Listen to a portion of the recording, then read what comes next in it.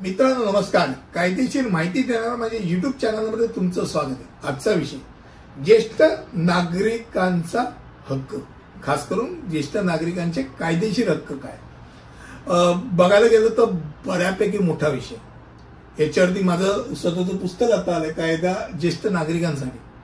पण जर थोडक्यात सांगायचं झालं तर एक नक्की आहे की युनायटेड नेशन पासून, भारत सरकार पासून ते महाराष्ट्र सरकारपर्यंत, अगदी बीएमसी पर्यंत प्रत्येक ठिकाणी ज्येष्ठ नागरिकांना एक वेगळ्या प्रकारची वागणूक देणं, त्यांना त्यांचे हक्क जोपासण्याकरता त्यांना काही विशिष्ट हक्क देणं, ही प्रक्रिया सातत्याने चालू असते. ज्येष्ठ नागरिकांना शिक्षण, काम आणि सार्वजनिक मदतीचे अधिकार असतात. आता खास करून ज्येष्ठ नागरिकांना सन्मानाने वागण्याचा आणि भेदभावापासून मुक्त राहण्याचा अधिकार, त्यांच्या 5 मूलभूत अधिकार स्वतंत्ररित्या 100% आहेत. ते म्हणजे त्यांचं स्वातंत्र्य, त्यांचा सहभाग, त्यांची काळजी, त्यांचा आत्मपूर्णता आणि त्यांचा सन्मान.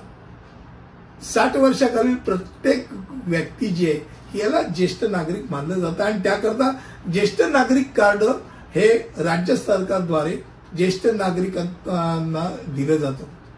आता ज्येष्ठ नागरिकांकरता तुम्ही विचार केला तर रात्री अपरात्री सुद्धा तुम्ही कधीही पोलीस स्टेशनमध्ये मदतीचा कॉल करू शकता. काहीही झालं, मला कोणी छळत असेल, काही त्रास देत असेल, तुम्ही फोन केला तर पोलिसांनी तुमचा फोन त्वरित घेऊन त्याला आवश्यक ती मदत करणं हे त्याचं कर्तव्य आहे. उद्या पोलीस स्टेशनमध्ये गेलात तुम्ही प्रत्यक्षामध्ये तर सिनियर सिटीजनना पहिला अधिकार आहे त्यांचं ऐकलं जाईल. बाकीच्या पहिले सिनियर सिटीजन. त्याचप्रमाणे मदती करता हॉस्पिटलमध्ये सुद्धा सिनियर सिटीजनना प्रेफरन्स दिला जातो. कुठेही लाईन असते तर लाईनमध्ये सिनियर सिटीजनची एक वेगळी लाईन असू शकते.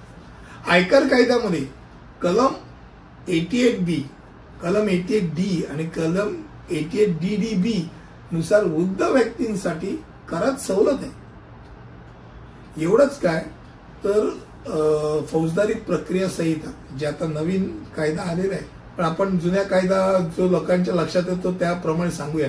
फौजदारी प्रक्रिया संहिता 125 नुसार कुठच्याही पालकांना त्यांच्या मुलांनी समजा त्यांच्याकडे आवश्यक पुरेसं साधन नाही स्वतःला मेंटेन करण्याकरता आणि मुलं दुर्लक्ष करत असतील तर त्यांच्याकडनं पोटगी मागायचा, म्हणजे मेंटेनन्स मागायचा अधिकार आहे. आणि ते फॅमिली कोर्टात त्याकरता त्या मुलांच्या विरुद्ध किंवा मुलींच्या विरुद्ध केस दाखल करू शकतात. आणि क्रिमिनल प्रोसिजर कोड 1970 बघायला गेलं तर धर्मनिरपेक्ष कायदा. हा धर्मनिरपेक्ष कायदा म्हणजे हा फक्त हिंदूंकरता, मुसलमानांकरता, पारशांकरता आणि सगळ्यांकरता कायदा, जो भारतीय त्या प्रत्येकाला कायदा. आणि त्यामुळे नुसतंच मुलगा नाही तर मुलगी म्हणजे विवाहित मुलींचा सुद्धा पालकांचं पालन पोषण करण्याचं त्यांचं कर्तव्य हे डोक्यात राहतं. आता पालक आणि ज्येष्ठ नागरिकांची देखभाल आणि कल्याण विधेयक 2007 मध्ये एक वेगळं खास तुमची सोय केलेली, ती तुम्ही लक्षात तुम्हाला आणून देतो.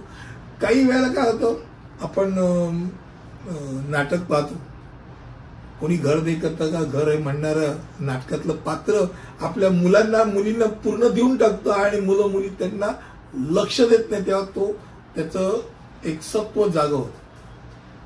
पण ह्या कायद्यानुसार ज्येष्ठ नागरिकांनी भेटवस्तूद्वारे किंवा अन्यथा मालमत्ता हस्तांतरित केली असेल त्या नातेवाईकाला, मुलगा असेल, मुलगी असेल, नातू असेल, नात असेल, आणि त्या नातेवाईकांनी त्यांना मूलभूत सुविधा आणि मूलभूत भौतिक गरजा पुरवल्या नाहीत आणि त्यांनी समजा ते रिवोक करायचा प्रयत्न केला तर ते रिवोक होणार.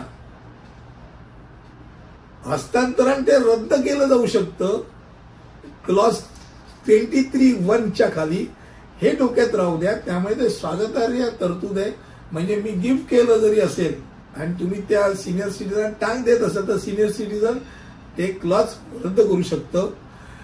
जाता जाता वृद्धांनी काही गोष्टी आवर्जून या गोष्टी बाजूला करून ठेवा.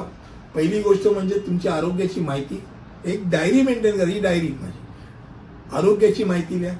तुमचं रक्तगट आणि या सगळ्या गोष्टीत आहेत. आरोग्याची माहिती, तुम्हाला कुठचे आजार आहेत आणि वर्तमान प्रिस्क्रिप्शन काय त्याकरता. त्यानंतर जर तुम्ही लिव्हिंग विल केलं नसेल तर लिव्हिंग विल करा. ते लिव्हिंग विल तुम्हाला किती दिवस कुठे काय ठेवायचं आणि तुमचं आयुष्याचं बटन बंद करायचा अधिकार कोणाला दिलेला आहे हे सांगतं. त्यानंतर एक टिकाऊ पॉवर ऑफ अटर्नी करून ठेवा तुमच्या जवळच्या व्यक्तीच्या नावे. तुम्ही मेला नाहीत पण खर्च करायचा झाला आणि तुम्ही सही करू शकत नाही अशा अवस्थेत असेल तर पॉवर ऑफ अटर्नीच्या मदतीने तो तुमचा जवळचा रक्ताचा नातेवाईक तुमचं पैसे काढून तुमची सोय करू शकतो. आणि सर्वात महत्वाची गोष्ट म्हणजे सर्व LICच्या पॉलिस्या, फोन नंबर किंवा कोणाला देणं आहे आणि कोणाकडे येणं आहे हे संक्षिप्त स्वरूपात तुम्ही लिहून द्या. अशाने काय होईल, तुम्ही तुमच्या पुढच्या वारसांना सुरक्षित बनवता. याच्या पलीकडे जाऊन इच्छापत्र तर कराच, हा पुढचा भाग आहेच. आज मला वाटतं कमी शब्दामध्ये ज्येष्ठ नागरिकांचा हक्क आणि त्यांनी काय करायला पाहिजे थोडक्यात तुम्हाला माहिती दिली. पुढच्या व्हिडिओमध्ये असंच काहीतरी घेऊन येईल. तिथपर्यंत इथेच थांबतो. धन्यवाद.